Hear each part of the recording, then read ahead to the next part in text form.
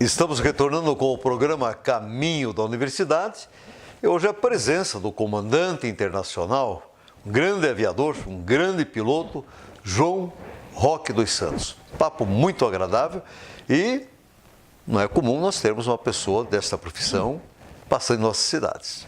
Meu caro João Roque, é satisfação, mas eu já fiz o questionamento para a sua pessoa, né?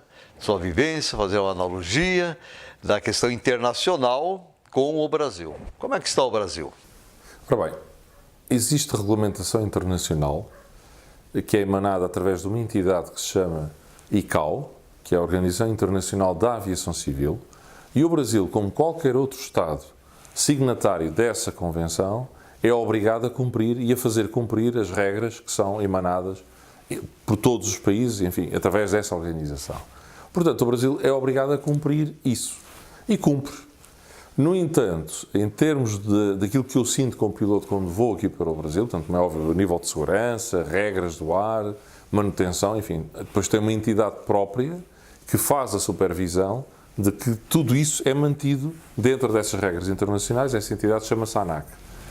Aquilo que eu sinto é, enquanto piloto que venho de outro país para o Brasil, embora eu tenha a facilidade de entender, como é óbvio, nós falamos a mesma língua, enfim, com um pouco de sotaque diferente, mas um piloto de outro país que não fale português tem muita dificuldade em entender, aliás, não consegue entender de todo aquilo que é falado no espaço aéreo brasileiro entre os pilotos do Brasil e os controladores de tráfego aéreo brasileiros. Porquê? Porque falam, a maior parte das vezes, em português. E os pilotos não entendem.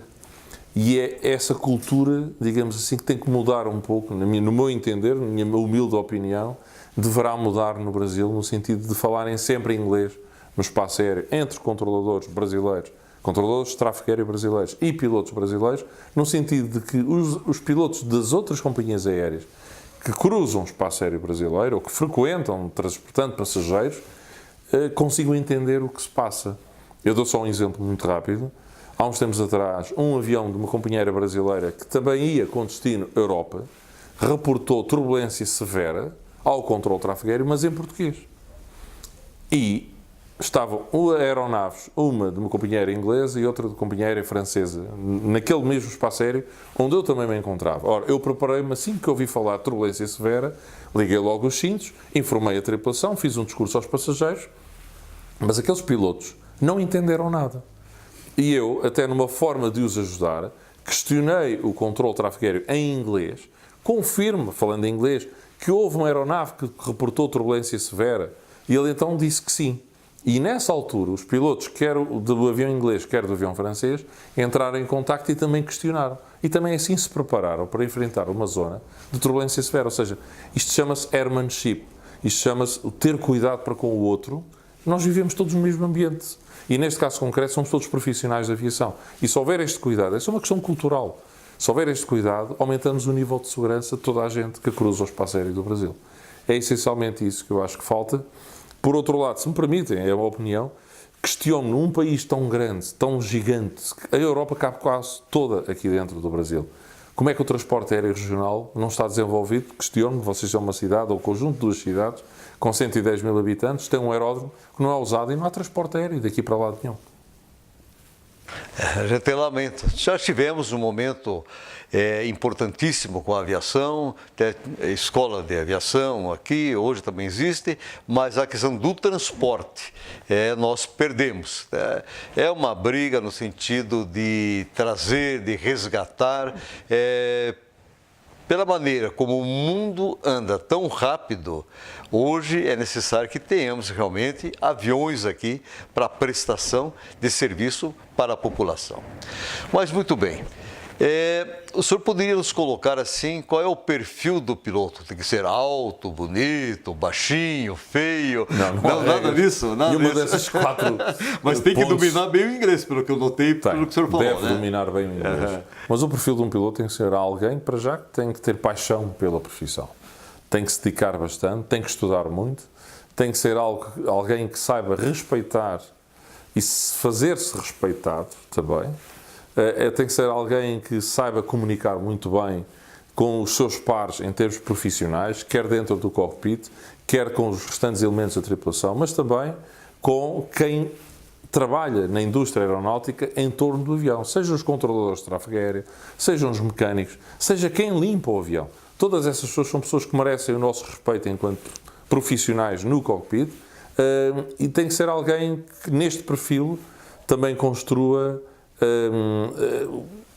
o bom senso, ou seja, ou o senso comum, enfim, é uma expressão que se usa muito em Portugal, saiba avaliar as situações todas com muita calma, não reaja de uma forma intempestiva, de uma forma que possa criar conflitos, saiba gerir essas situações todas e, através dessa gestão, consiga levar com segurança e com eficiência o voo ao seu objetivo, que é por isso é que o passageiro paga, é para ir do ponto A para o ponto B e assim confiar em quem está à frente no cockpit, que são sempre 2 pilotos, nos aviões comerciais, pelo menos, são 2 ou até às vezes mais, e que têm essa missão fantástica de transportar e unir povos. Muito bem, quer dizer, o respeito e o humanismo acima de tudo. É Piloto, fundamental. uma pessoa muito centrada, com muito equilíbrio, porque ele é o grande maestro dessa orquestra de um voo, não é, comandante? É verdade, e é uma orquestra onde tem muitos músicos, digamos assim, não é? E, portanto, tem que ser capaz de gerir isto tudo. Claro, associado a isto, tem que ter uma grande competência técnica, tem que conhecer aprofundadamente o seu avião, o avião que voa naquele momento, as regras do ar, enfim, tem que ser alguém que saiba estudar e saiba dedicar-se ao estudo. Também é obrigatório que isso aconteça. Muito bem. Meu caro comandante João Roque, nos fale um pouquinho sobre drones, porque há uma febre, a legislação não está clara ainda, aí saem notícias até interessantes, drones tripulados, né? Isso, pelo que o senhor já me falou em off, não existe, mas me fala a sua opinião sobre drones. Ora bem, os drones é um fenómeno novo no mundo todo, que tem sido essencialmente trabalhado ou tratado como um brinquedo para muitos. Neste momento há quem já faça um grande trabalho profissional, mas há regulamentação que está a ser ainda implantada. Portugal foi dos primeiros países da Europa a criar legislação própria ou regulamentação, falando de forma técnica mais correta, mas há muito trabalho ainda a fazer a esse nível. Há quem já de forma profissional trabalhe, cumpra essas regras, e há quem brincando desrespeite precisamente a legislação ou a regulamentação, vão junto de aeroportos fazer filmagens e aí podem, de alguma maneira, pôr em risco a segurança aérea. Mas se me permite a oportunidade, já que eu estou aqui, há algo que no Brasil me preocupa muito mais que os drones. É o balonismo.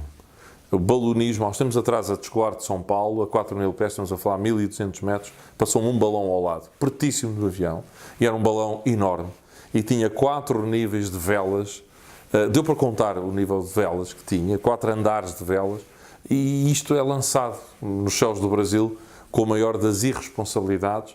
Não sei o que é que as autoridades aqui estão à espera de fazer para atacar o tema e evitar que um dia destes possamos ter aí sim uma situação crítica em termos de segurança aérea, e é algo que me preocupa mais aqui, é o balonismo, não tanto os drones. Embora os drones, enfim, seja algo novo, que está a permitir, e voltando à questão dos drones, está a permitir em determinadas situações o conseguir levar carga, levar um correio, se calhar levar uma refeição a um idoso que vive afastado de uma montanha e que há um centro que faz as refeições e que leva... Isto está a acontecer em Portugal neste momento, é uma realidade já. Está regulamentado, a entidade aeronáutica local já autoriza este tipo de operação, mas enfim, há muito espaço ainda para evoluir.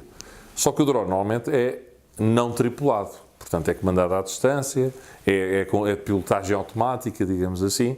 Enfim, há muito campo ainda a evoluir, né? Já agora fala-se em termos drones que levam passageiros tipo aerotáxi. Acho que ainda vai faltar algum tempo até chegarmos aí. Muito bem. Meu caro comandante internacional, 16 mil e poucas horas de voo, né? Cruzou tantas coisas, né, nos céus. Viu algum disco voador? Nunca? Algum objeto estranho, não identificado? Tenho colegas de profissão em Portugal que já se cruzaram com fenómenos dessa natureza. Eu nunca tive essa oportunidade, nunca me aconteceu. Os fenómenos mais fantásticos, enfim, que tive a oportunidade de ver, além de apreciar a natureza a partir do meu escritório, que é o cockpit do avião, é, por exemplo, a entrada de meteoritos na atmosfera. Isso à noite é frequente vermos e, por vezes, alguns deles explodem com um grande festival de luz. É fantástico assistir a isso, mas não mais do que isso. No entanto, não ponho em questão a existência de seres noutros planetas. Acho que um universo tão vasto como o nosso é mais do que óbvio que exista vida noutros planetas, noutras galáxias e até eventualmente com tecnologia mais avançada do que nossa. Por que não? Enfim, acho que é possível. Sim, é possível, né? Muito bem. Caro comandante, o senhor sabe que nos céus do contestado aqui de Porto Vitória, dessa região, nasceu a aviação militar do Exército Brasileiro. E nós temos uma réplica do avião Morane Saunier Parasol, que foi exatamente operado então pelo tenente do Exército Brasileiro, Ricardo João Kirk. Ó, João, né? Fechou os nomes aqui. Isso foi uma obra aí dos Kirkianos, uma ideia que surgiu o avião da praça, através da minha pessoa, e que é uma realidade. O senhor iria pilotar tranquilamente este avião Morane Saunier Parasol? Seria um desafio interessante pilotar uma máquina dessas com mais de 100 anos de existência. Tive a oportunidade, o Aaron e o filho tiveram, enfim, a simpatia de me levar lá, fui apreciar o avião, a maquete, enfim, é uma escala, um por um. No entanto, aquele ainda não está em condições de voo, mas seria um desafio interessante experimentar uma máquina dessas com 100 anos de existência. Muito bem, então é o seguinte, comandante, o senhor vai nos prometer que no seu retorno aqui, mais um passeio em Porto Vitória, junto à família Arion, a dona Márcia e o filho Guilherme, quem sabe já temos um para o senhor fazer um teste de voo. É brincadeira. Tem que cumprir muita regulamentação e tem que ter um bom seguro. Ah, é? Então tá bom. Tem que confiar em quem construiu isso. Muito bem. Mas é claro que a gente construiu exatamente para mostrar o valor da história da aviação e pela primeira vez o Brasil usou o avião para combate. Meu caro comandante, o senhor vai assumir um compromisso junto à TV 1000, essa equipe maravilhosa que me acompanha, quando em férias, aqui em Porto Vitória, vamos bater mais um papo, vamos conversar, porque o papo realmente está fluindo normalmente devido ao seu conhecimento, sua experiência, então vai assumir esse compromisso.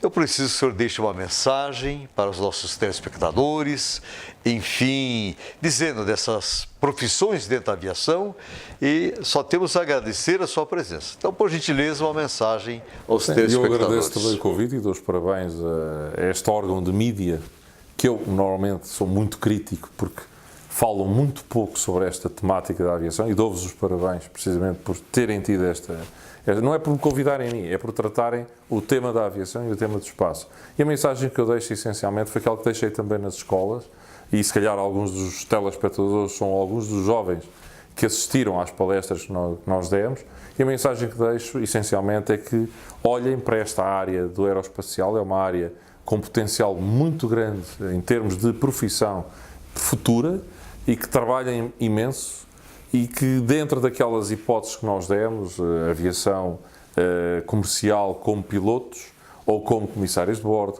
ou como controladores de tráfego aéreo, ou então na área mais do espaço, engenharia aeroespacial, ou por exemplo algo, enfim, que as pessoas nem pensam, e foi muito curioso ver que alguns dos jovens até no final das palestras vieram colocar ainda mais questões sobre medicina aeroespacial. É também uma vertente onde há falta de profissionais a nível do mundo. Por exemplo, um advogado que seja especializado em direito aeronáutico ou direito aeroespacial, também há falta de especialistas nessa área um pouco por todo o mundo. Enfim, há todo um conjunto, um leque muito vasto de profissões que eles podem abraçar, podem trabalhar como oportunidade e como alternativa para terem um emprego e serem felizes também um dia. Basicamente isso. Muito bem. Meu caro comandante internacional da TAP, João Roque dos Santos, eu tenho colocado o seguinte todas as semanas, que não existe problema sem solução quando você acredita no poder da palavra mágica educação. Até a próxima semana.